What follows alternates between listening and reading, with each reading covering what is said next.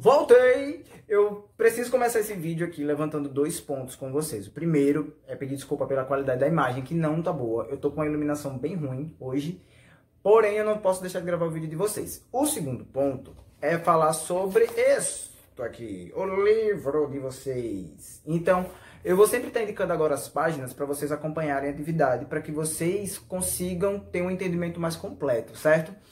Para o assunto de hoje, especificadamente, vocês comecem a partir da página 43, e aí nós vamos vendo até onde vamos seguir, tá? A gente começa na página 43, no módulo de história de vocês.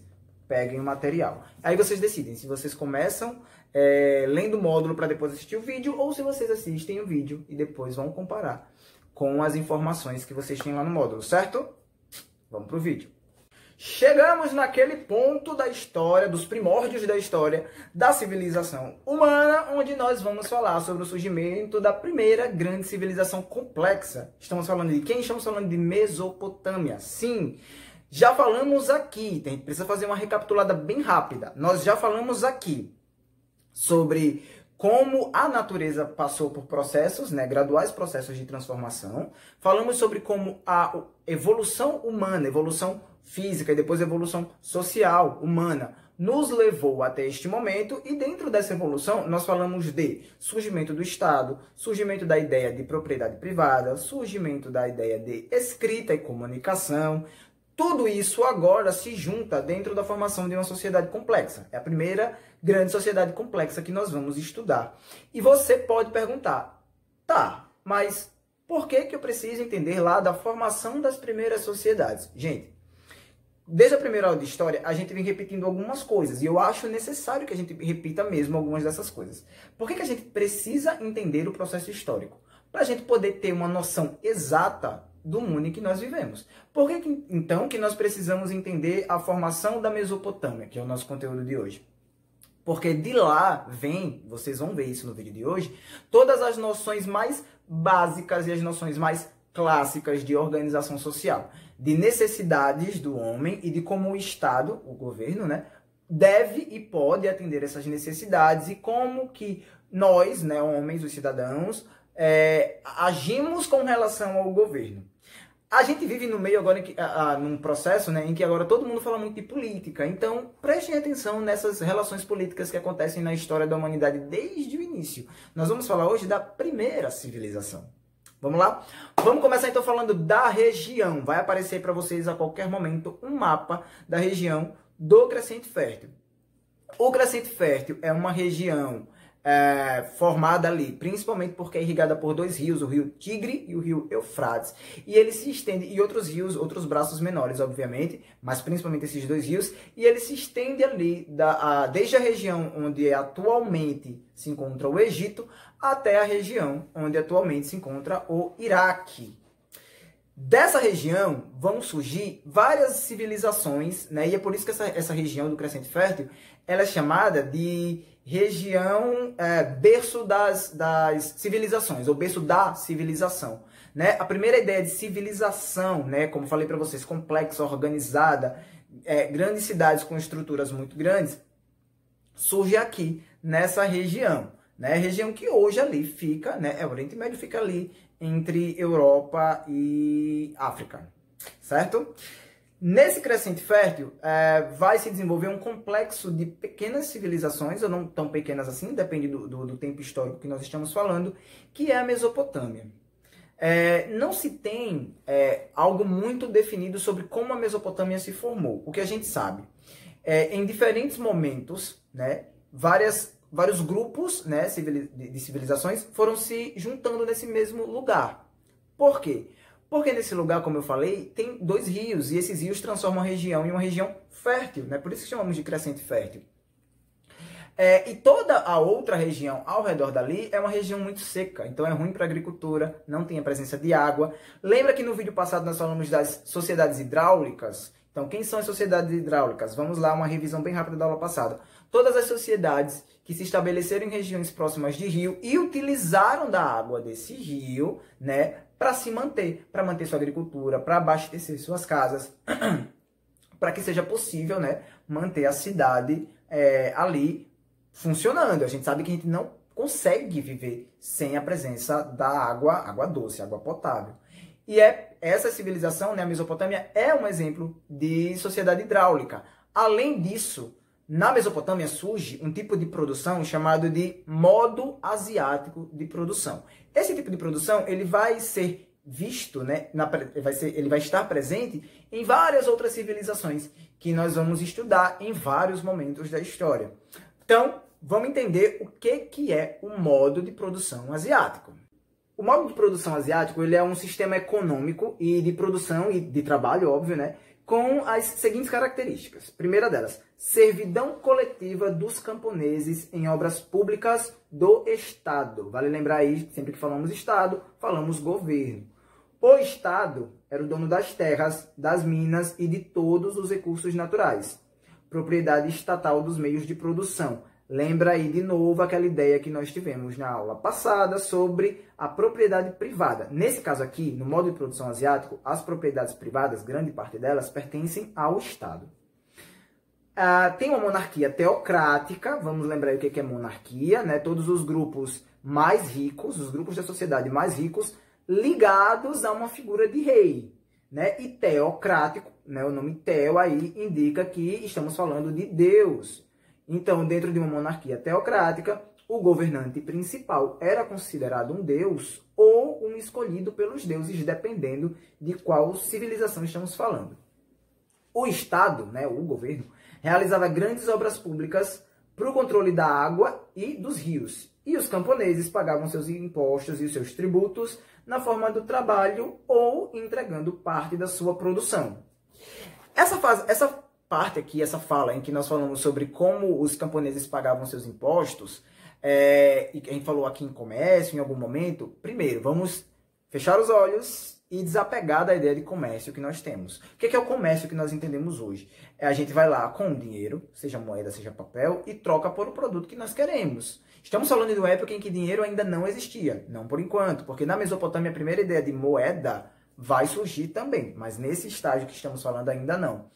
Então, quando falamos de comércio, estamos falando de um comércio de trocas de mercadoria. Que eu produzo, eu já usei a parte que eu quero, eu tenho excedente. E o que você produz talvez me interesse. Então, como é que nós vamos fazer comércio? Trocando nossas mercadorias. A gente vai falar melhor sobre esse tipo de relação comercial em outros conteúdos um pouco mais para frente.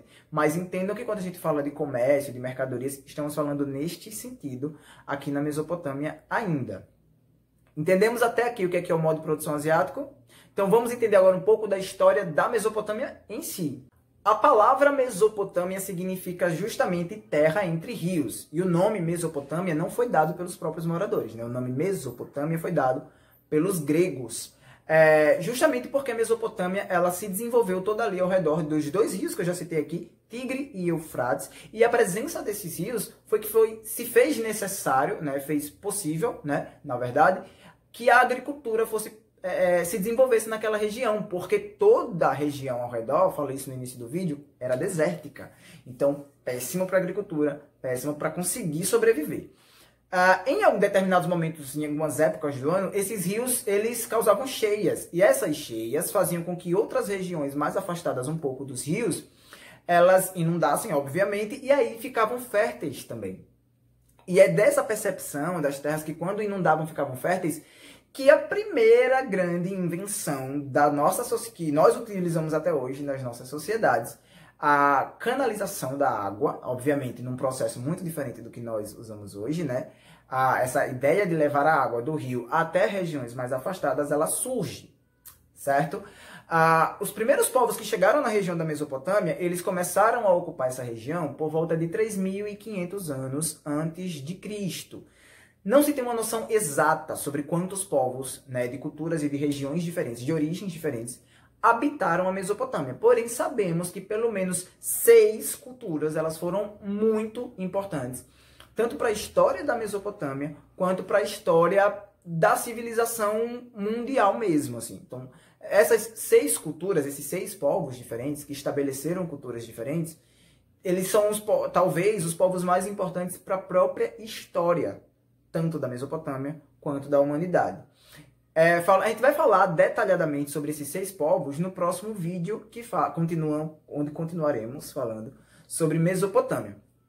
Nesse vídeo de hoje, a única coisa que eu vou falar a mais sobre esses povos é uma questão da sua cultura, né? Durante a grande maioria da existência da Mesopotâmia, os seus povos eles eram politeístas. E aí estou falando de uma cultura religiosa. O que é um povo politeísta? Não sei se a gente já falou sobre esse termo na escola, em sala de aula, não sei se em algum vídeo eu já abordei.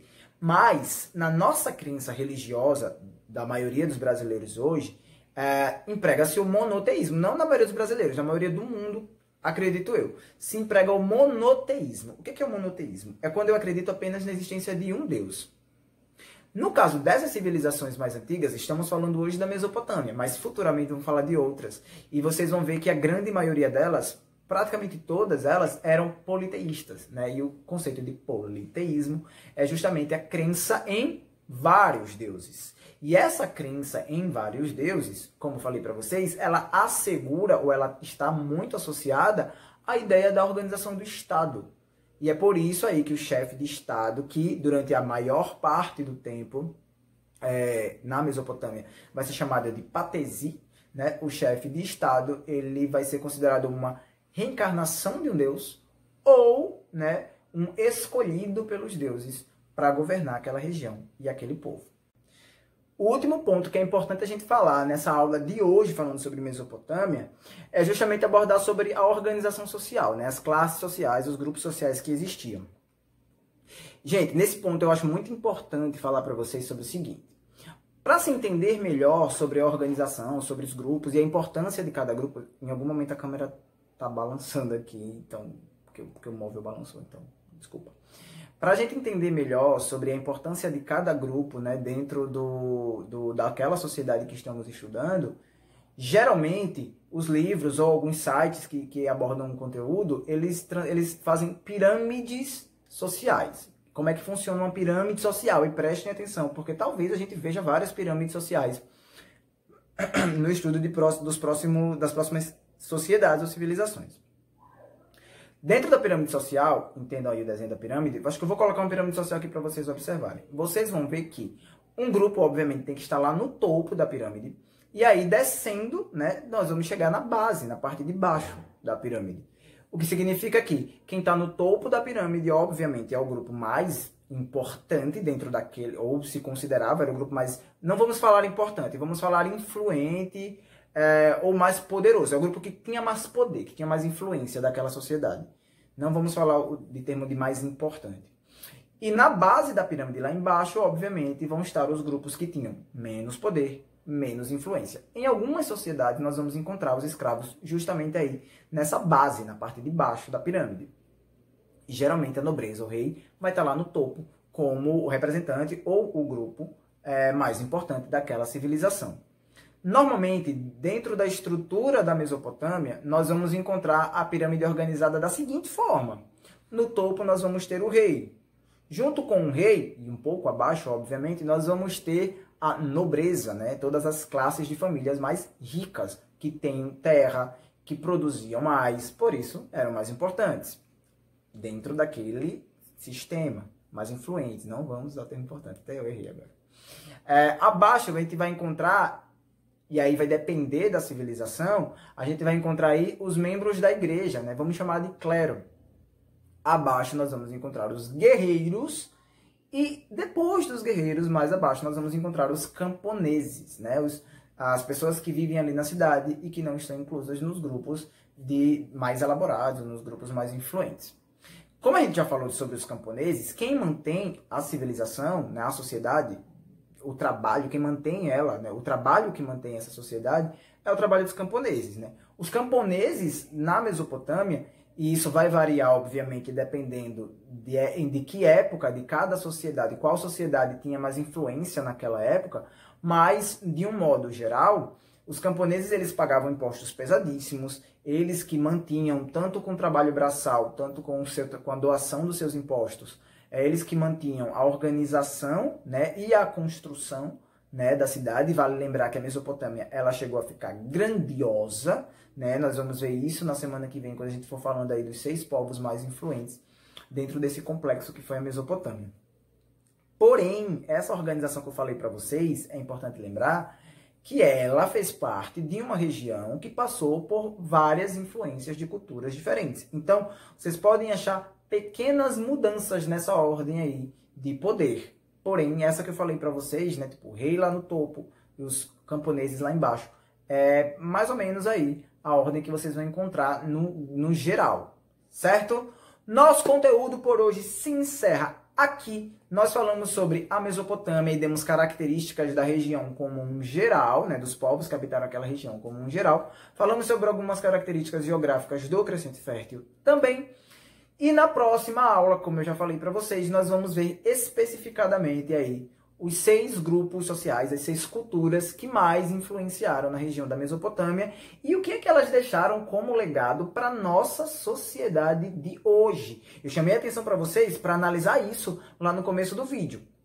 Dei aí algumas pontas já sobre como nós podemos fazer essa associação, né? Comparar a sociedade da Mesopotâmia com as nossas sociedades atuais. E na aula que vem a gente dá uma sequência nisso e vê de formas mais expressivas até o que essas civilizações desenvolveram lá na época em que estavam no auge da sua cultura e como isso reflete na nossa organização social nos dias de hoje. Prestem muita atenção nisso e não esqueçam, o conteúdo de vocês começa lá na página 43, vai seguir a atividade e vocês podem ler, inclusive, a página 43 e 44, é mais ou menos isso que a gente conversou hoje. E a sequência vai estar na próxima aula, junto com o restante da minha explicação para vocês.